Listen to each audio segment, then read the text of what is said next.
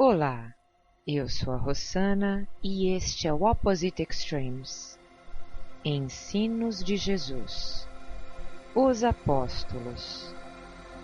E andando ao longo do mar da Galileia, viu dois irmãos, Simão, também chamado Pedro, e André, lançarem a rede ao mar, porque eram pescadores. E disse-lhes: Segui-me, e eu vos farei pescadores de homens. Imediatamente, eles deixaram as redes e o seguiram. Jesus, passando adiante, viu outros dois irmãos, Tiago e João, filhos de Zebedeu, que estavam na barca com seu pai, consertando as suas redes, e os chamou. Eles, logo deixando a barca e seu pai, o seguiram. Mateus 4, 18 a 22. Depois de reunir Jesus os seus 12 discípulos, deu-lhes poder sobre os espíritos imundos para os expelirem e para curarem todas as doenças e enfermidades. Ora, os nomes dos 12 apóstolos são estes: o primeiro, Simão, que também se chama Pedro, e André, seu irmão, Tiago e João, filhos de Zebedeu, Filipe e Bartolomeu, Tomé e Mateus, o publicano, Tiago, filho de Alfeu, e Tadeu, Simão, o Zelote, e Judas Iscariotes. Mateus 10, de 1 a 4. Naqueles dias, retirou-se para o monte a orar e passou a noite orando a Deus. Depois de amanhecer, chamou os seus discípulos e escolheu dentre eles, aos quais deu também o nome de apóstolos, a saber, Simão, a quem deu ainda o nome de Pedro, e André, seu irmão, Tiago e João, Felipe e Bartolomeu, Mateus e Tomé, Tiago, filho de Alfeu, e Simão, chamado Zelote, Judas Iscariotes, que se tornou traidor, e descendo com eles, parou num lugar plano, onde se achava grande número de seus discípulos e muito povo de toda a Judéia, também de Jerusalém, do litoral de Tiro e de Sidom, que foram para ouvi-lo e serem curados de suas enfermidades. E os que eram atormentados por espíritos imundos ficavam sãos, e todo o povo procurava tocá-lo, porque saía dele uma virtude que os curava a todos. Lucas 6, de 12 a 19. A missão religiosa está sempre adstrita a duas naturezas de obreiros, profetas e apóstolos. É assim que ela se manifesta, se difunde, se completa. A obra cristã é uma evidência do que afirmamos o maior profeta, João Batista, anuncia o maior enviado, Jesus Cristo, e este, por sua vez, constitui apóstolos que levam ao entendimento dos homens o pensamento divino. João Batista, o expoente máximo do ministério dos profetas, teve por missão anunciar a vinda do Redentor. É a grande alma que, como uma aurora benfazeja, brilhou no advento do cristianismo. Os apóstolos vieram dar cumprimento a palavra do Cristo. Pelo texto exarado, compreendemos muito bem a missão apostólica.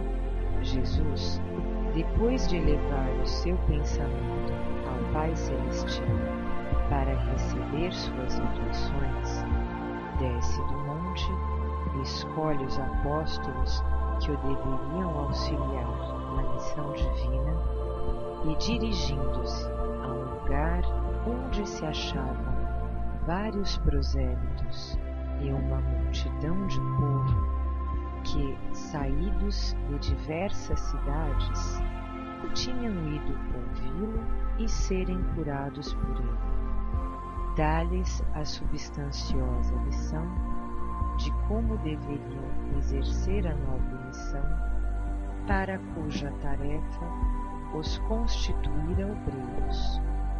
Prega o Evangelho, cura muitos doentes e expulsa os espíritos imundos que obsidiavam diversos dentre a multidão.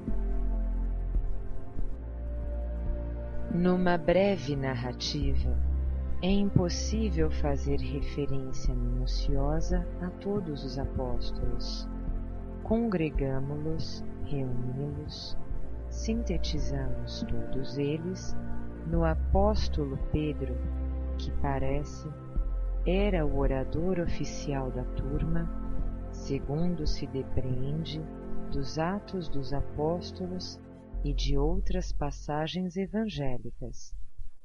O que se nota em Pedro, vê-se mais ou menos mutatis mutandis, em todos eles homens simples, rústicos, saídos da plebe, filhos do povo.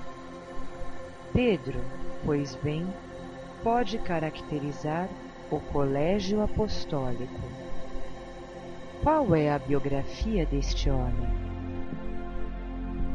A história, baseada unicamente nos evangelhos, só nos diz que Pedro nasceu em Betsaída, Galileia, e que era filho de um certo Jonas, acrescentando que o seu nome legítimo era Simão. Pedro vivia com sua mulher e sua sogra em Cafarnaum, na margem do lago Genezaré, onde exercia a profissão de pescador, estendendo a sua ação de pesca no mar da Galileia. O período inicial da vida cristã de Pedro data no tempo em que Jesus, deixando a cidade de Nazaré, fixou residência em Cafarnaum. Foi nessa cidade, a Galileia dos gentios, caminho do mar, além do Jordão, que o humilde nazareno começou suas pregações, convidando o povo ao arrependimento e anunciando a aproximação do reino dos céus. Um dia, Jesus se fez ao longo do mar e viu dois indivíduos lançando suas redes. Eram os irmãos Pedro e André, que se achavam no exercício de sua profissão. O mestre chama-os e diz-lhes: Segui-me, e eu vos farei pescadores de homens. Imediatamente, eles deixaram as redes e seguiram a Jesus. Desse dia em diante, nunca mais, nem um só instante, o futuro apóstolo separou-se do incomparável doutrinador. Que lição! Que extraordinário substancioso exemplo nos é dado pelo apóstolo Pedro, cuja vida foi toda dedicada ao amor a seus semelhantes por amor de Jesus. É lícito supor que, se Jesus tivesse escolhido para seu discípulo um rico e letrado, este não teria mais docilidade, mais constância, mais dedicação pelo seu mestre do que teve Pedro. Entretanto, Pedro era um pescador que passara a vida inteira em sua barca, preso à profissão que escolhera por inclinação. Quem o demoveria da sua canoa, de seus remos, da sua rede, de seus peixes que lhe proviam e aos seus a existência corporal? Quem afastaria do aconchego do lar, onde repousava das fadigas do dia, a não ser o excelso Salvador do mundo? Que outro alguém lhe poderia proporcionar carícias e doces imperiosas, convincentes, cativantes palavras de libertação, como as que saíam dos lábios do filho de Maria? Pedro, não há dúvida, foi um dos mais amados discípulos de Jesus, o que em companhia de João e Tiago o seguia em suas curas e nos momentos mais imperiosos, especialmente naqueles em que salientaram os mais transcendentes fenômenos do cristianismo. Nas ocasiões de maior ensinamento, quando havia necessidade da manifestação dos mais eloquentes fenômenos, estes 3 apóstolos eram sempre encontrados ao lado de Jesus, no lago de Genezaré, sob as ordens do Mestre e pelo poder de sua clarividência, efetuaram os discípulos a pesca maravilhosa tão saliente nos Evangelhos. Na sua própria casa, em Cafarnaum, Pedro obtém de Jesus a cura de sua sogra, que jazia no leito com terrível febre. Ao longo das estradas, nos campos, nas cidades, os discípulos assistiam aos fenômenos de curas e expurgos de espíritos malignos, fatos que lhes deveriam servir de lição para o seu futuro ministério.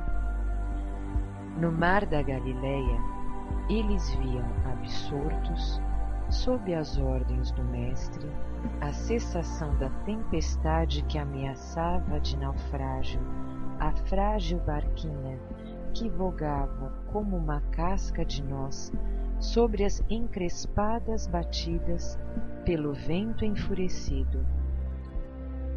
No Tabor, dia em que Jesus evocou os espíritos de Moisés e de Elias e se transfigurou para demonstrar positivamente a imortalidade, os 3 discípulos acompanharam o Mestre, assistindo boquiabertos àquela fulgurante prova da verdade cristã que hoje é anunciada. Por ocasião da ressurreição, eles viram e conversaram com o Nazareno, obtendo assim mais firmeza em suas convicções imortalistas. Todos esses fatos, todas essas lições, aliadas à docilidade de Jesus, deveriam certamente concorrer para o trabalho a que os futuros operários do Evangelho se aplicariam para verem realizado o desiderato cristão. Mas é bom salientar que, apesar de todas essas lições transcendentes e vivificadoras, os apóstolos só o foram em verdade depois que Jesus, deixando este mundo, lhes enviou o Espírito Consolador, o Espírito da Verdade, quando estavam eles reunidos no cenáculo de Jerusalém. Eles o receberam na forma de línguas de fogo, e deu-se lugar ao cumprimento da promessa que o Mestre lhes havia feito para que pudessem exercer livremente a sua tarefa missionária. Foi então que o Verbo eloquente da verdade fulgiu esplendoroso pelos lábios do pescador de homens. Foi nessa ocasião que os seus dons, em estado latente, se desenvolveram e os enfermos foram curados, e os espíritos malignos foram expelidos dos obsidiados. Foi então que o Evangelho luziu como um sol, a derramar luzes, a exaltar os espíritos, a aquecer os corações na arena gloriosa do cristianismo.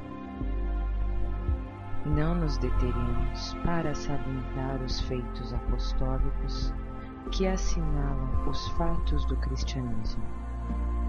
O estudante do Evangelho verá através de suas páginas as inúmeras conversões, libertações e curas que, por intermédio dos apóstolos, foram operadas. Basta lembrar a pregação de Pentecostes, que só de uma feita arrebatou para o redil cristão 3.000 pessoas, ou a passagem referente à porta chamada Formosa do Templo de Jerusalém, onde se restituiu a saúde e a locomoção de um coxo de nascença. O grande desinteresse dos apóstolos é uma das notas salientes dos evangelhos e da história do cristianismo. Não deixemos de citar este exemplo.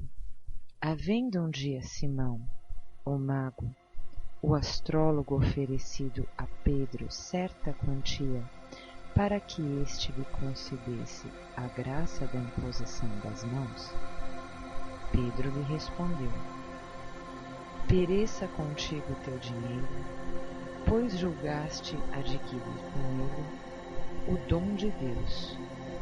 Arrepende-te da tua maldade, pois vejo que estás em fel de amargura e nos laços da iniquidade.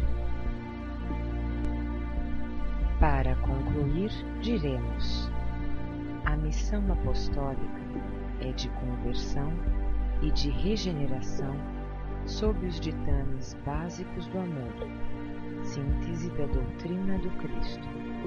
A missão religiosa, como se nos depara, não está afeta aos sacerdotes, e sim aos apóstolos de todos os tempos. A estes cabe a representação do Cristo, de acordo com a sua doutrina, em que o Espírito sobrepuja a letra. As Bem-aventuranças. Um trecho do Sermão do Monte. Vendo Jesus a multidão, subiu ao monte, e depois de se ter sentado, aproximaram-se seus discípulos, e ele começou a ensiná-los, dizendo: Bem-aventurados os humildes de espírito, porque deles é o reino dos céus. Bem-aventurados os que choram, porque eles serão consolados. Bem-aventurados os mansos, porque eles herdarão a terra. Bem-aventurados os que têm fome e sede de justiça, porque eles serão fartos. Bem-aventurados os misericordiosos, porque eles alcançarão misericórdia. Bem-aventurados os limpos de coração, porque eles verão a Deus. Bem-aventurados os pacificadores, porque eles serão chamados filhos de Deus. Bem-aventurados os que têm sido perseguidos por causa da justiça, porque deles é o reino dos céus. Bem-aventurados sois quando vos injuriarem, vos perseguirem e, mentindo, disserem todo o mal contra vós por minha causa. Alegrai-vos e exultai, porque grande é o vosso galardão nos céus, pois assim perseguiram aos profetas que existiram antes de vós. Mateus 5, de 1 a 12. No mundo há alegrias, porém, mais existem dores e tristezas. Já que o homem vive pouco tempo na terra, e a sua vida é cheia de tribulações. A Escritura chama a terra um vale de lágrimas e compara a vida do homem à do operário que apenas à noite come o seu pão banhado de suor.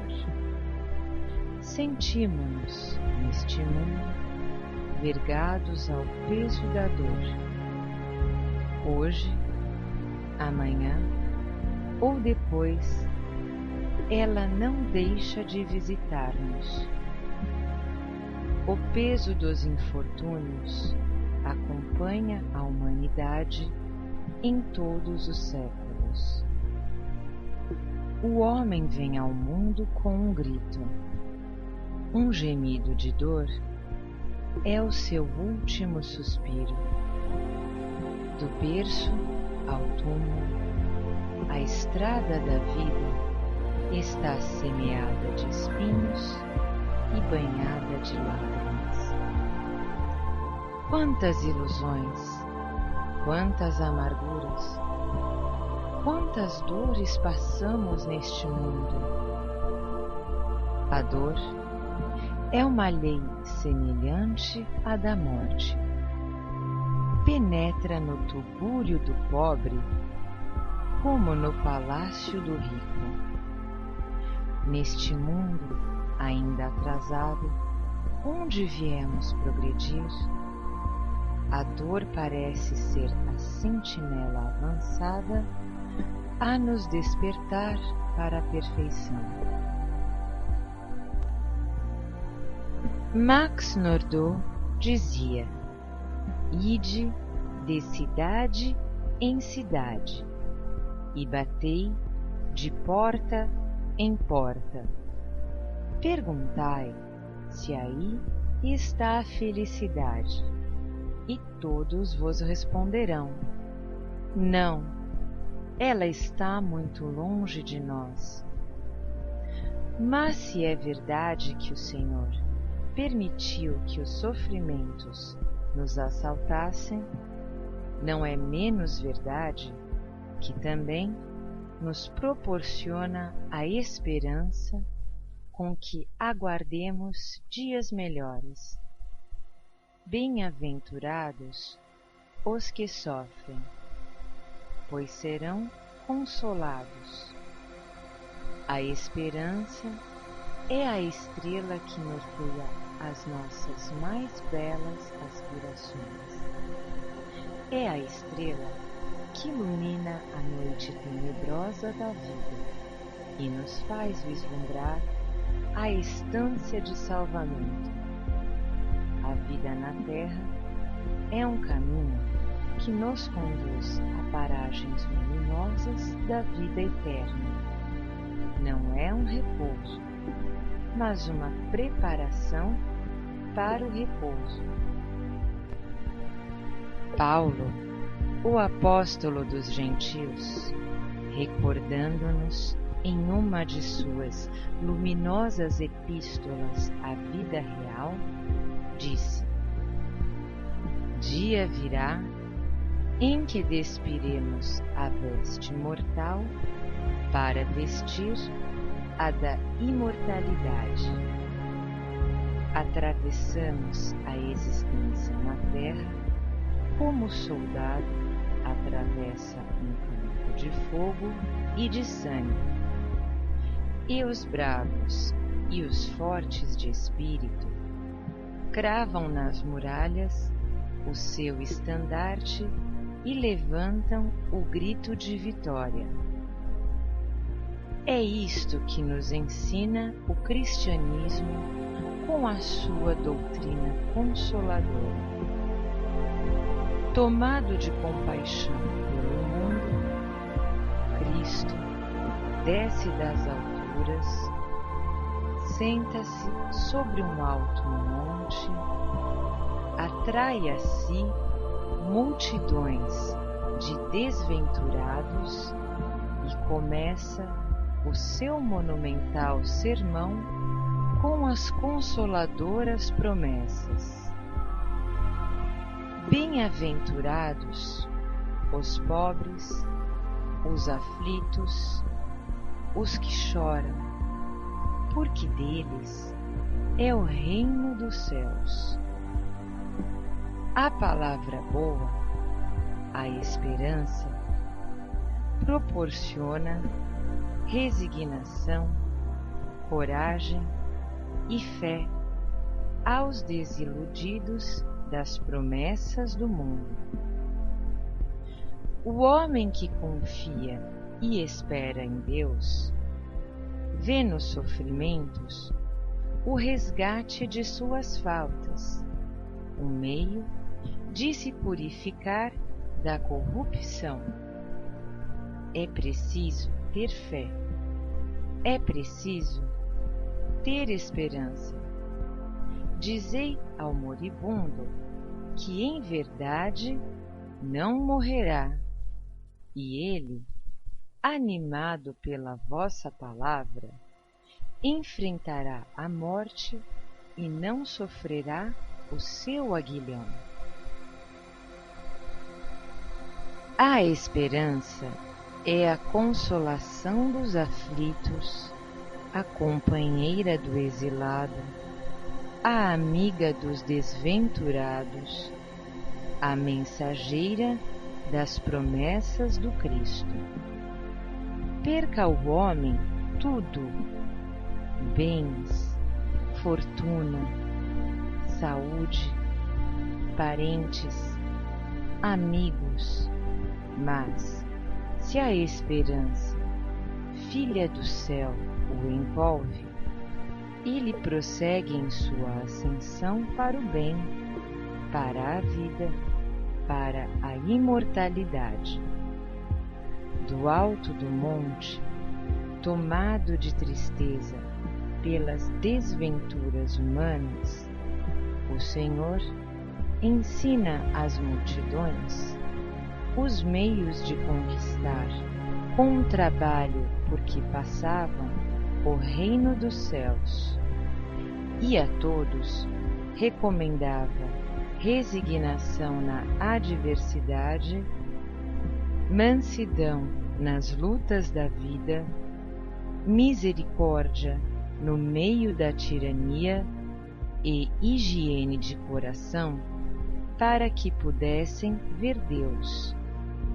Nessa autêntica oração, Jesus já previa que seriam injuriados e perseguidos todos aqueles que, crendo na sua palavra, encontrassem nela o arrimo para suas dores, o lenitivo para seus sofrimentos, mas recomenda antecipadamente não nos encolerizarmos com o mal que nos fizerem, para que seja grande o nosso galardão nos céus. Disse mais que exemplificássemos a nossa vida como os profetas que nos precederam, porque bem-aventurados têm sido todos os que são perseguidos por causa da justiça. Lutemos contra a dor, aproveitando essa prova que nos foi oferecida para a vitória do espírito, liberto dos liames terrenos. Empunhemos a espada da fé e o escudo da caridade, com todos os seus atributos, e o reino de Deus florescerá em nós, como rogamos diariamente no Pai Nosso, a prece que Jesus nos legou. Pobres de espírito e espíritos pobres. Bem-aventurados os pobres de espírito. Mateus 5, versículo 3. Deus quer espíritos ricos de amor e pobres de orgulho. Os pobres de espírito são os que não têm orgulho. Os espíritos ricos são os que acumulam tesouros nos céus, onde a traça não os rói e os ladrões não os alcançam. Os pobres de espírito são os humildes que nunca mostram saber o que sabem e nunca dizem ter o que têm. A modéstia é o seu distintivo, porque os verdadeiros sábios são os que sabem que não sabem. E por isso que a humildade se tornou cartão de ingresso no reino dos céus. Sem a humildade, nenhuma virtude se mantém. A humildade é o propulsor de todas as grandes ações e rasgos de generosidade, seja na filosofia, na arte, na ciência, na religião. Bem-aventurados os humildes, deles é o reino dos céus.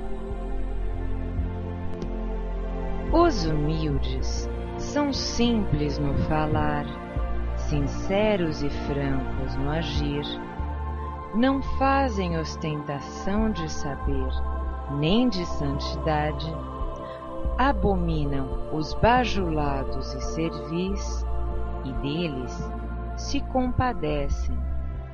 A humildade é a Virgem sem mácula, que a todos discerne, sem poder ser pelos homens discernida.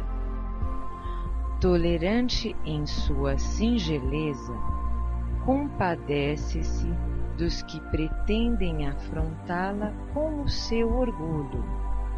Cala-se as palavras loucas dos faladores, suporta a injustiça, mas folga com a verdade. A humildade respeita o homem, não pelos seus haveres, mas por suas virtudes.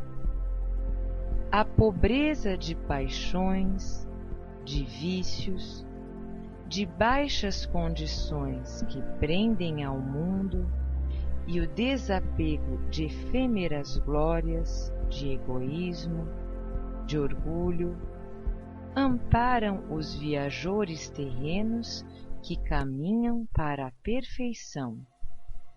Foi esta a pobreza que Jesus proclamou, pobreza de sentimentos baixos, pobreza de caráter deprimido. Quantos pobres de bens terrenos julgam ser dignos do reino dos céus e, entretanto, são almas obstinadas e endurecidas, são seres degradados que, sem coberta e sem pão, repudiam a Jesus e se fecham nos redutos de uma fé bastarda que, em vez de esclarecer, obscurece, em vez de salvar, condena. Não é a ignorância e a baixa condição que nos dão o reino dos céus, mas sim os atos nobres, a caridade, o amor, a aquisição de conhecimentos que nos permitam alargar o plano da vida em busca de mais vastos horizontes, além dos que avistamos. Se da imbecilidade viesse a pobreza de espírito que dá ao reino dos céus, os nécios, cretinos, loucos, não teriam paga, como nos dizem que têm, quando de suas relações conosco. Pobres de espírito são os simples e retos, e não os orgulhosos e velhacos. Pobres de espírito são os bons que sabem amar a Deus e ao próximo, tanto quanto amam a si próprios. Pobres de espírito são os que estudam com humildade, são os que sabem que não sabem, são os que imploram de Deus o amparo indispensável às suas almas. Para estes é que Jesus disse: Bem-aventurados os pobres de espírito, porque deles é o reino dos céus. Mansidão e irritabilidade. Bem-aventurados os mansos, porque herdarão a terra. Mateus 5:5. A delicadeza e a civilidade são filhas diletas da mansidão. Pela mansidão, o homem conquista amizades na terra e bem-aventurança no céu. Inimiga da irritabilidade que gera a cólera, a mansidão sempre triunfa nas lutas, vence as dificuldades, enfrenta os sacrifícios.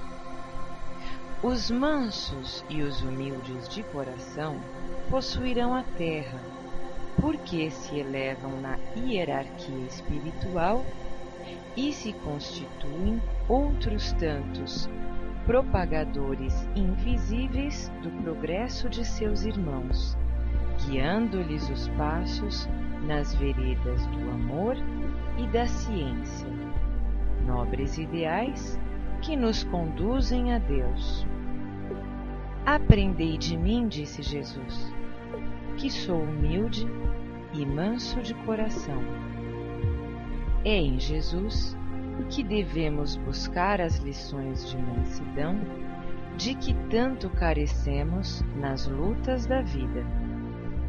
Embora enérgico quando as circunstâncias o exigiam, o sublime Redentor sabia fazer prevalecer a sua palavra pelo poder da verdade que a embalsamava e sem ódio, sem fel, combatia os vícios, os embustes que deprimiam as almas.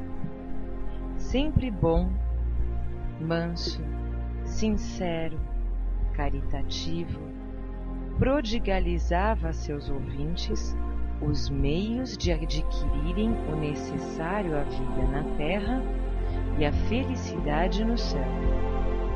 Não vos encolerizeis, para que não sejais condenados. A irritabilidade produz a cólera, e a cólera é uma das causas predominantes de enfermidades físicas e males psíquicos. A cólera engendra a neurastenia, as afecções nervosas, as moléstias do coração, pois é um fogo abrasador que corrompe o nosso organismo. É o vírus peçonhento que macula a nossa alma. Filha do ódio, a cólera é um sentimento mesquinho das almas baixas, dos espíritos inferiores. Sem mansidão não há piedade. Sem piedade não há paciência. Sem paciência não há salvação. A mansidão é uma das formas da caridade que deve ser exercitada por todos os que buscam a Cristo. É da cólera que nasce a selvageria que tantas vítimas têm feito. Da mansidão vem a indulgência, a simpatia, a bondade e o cumprimento do amor ao próximo. O homem prudente é sempre manso de coração. Persuade seus semelhantes sem se excitar. Previne os males sem se apaixonar. Extingue as lutas com doçura. Grava nas almas progressistas as verdades que soube estudar e compreender. Os mansos e humildes possuirão a terra e serão felizes o quanto se pode ser no mundo em que se encontram.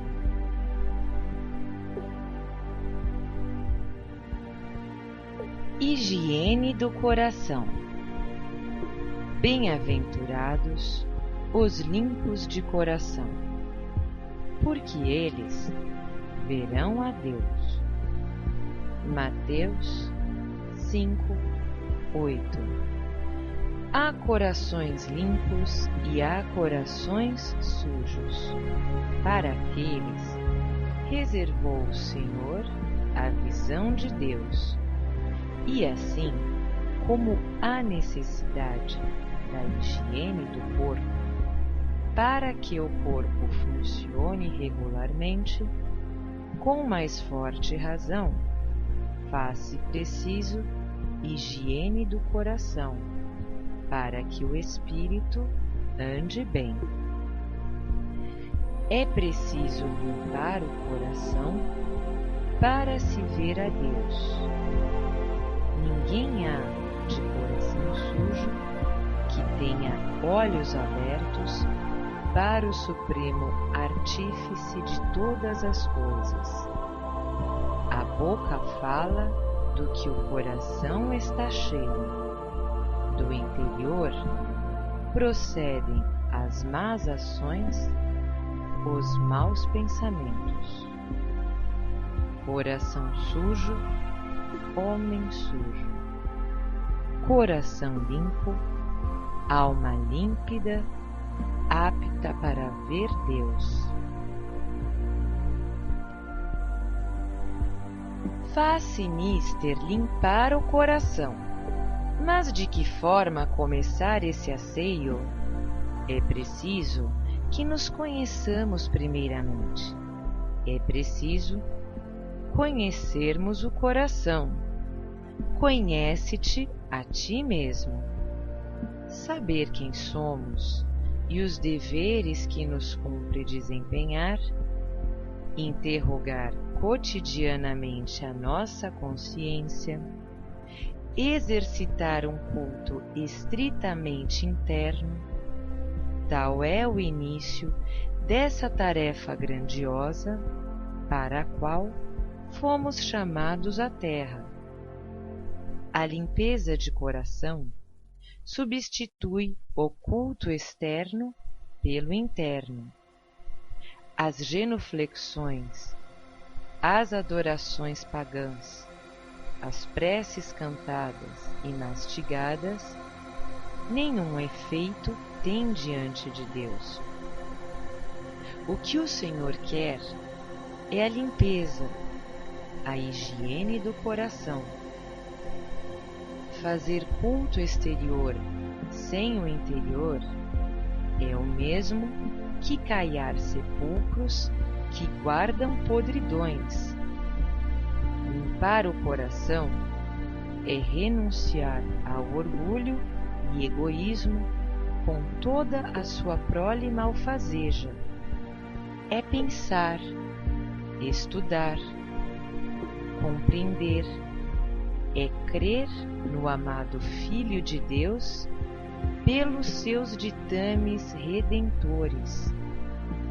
É ser bom, indulgente, carinhoso, humilde, paciente, progressista.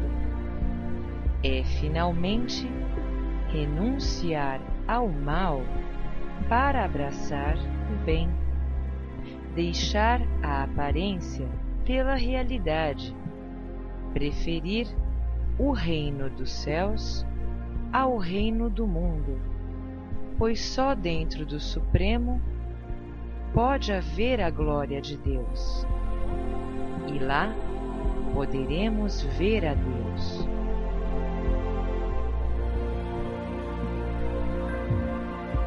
Eu sou a Rosana e este é o Opposite Extremes.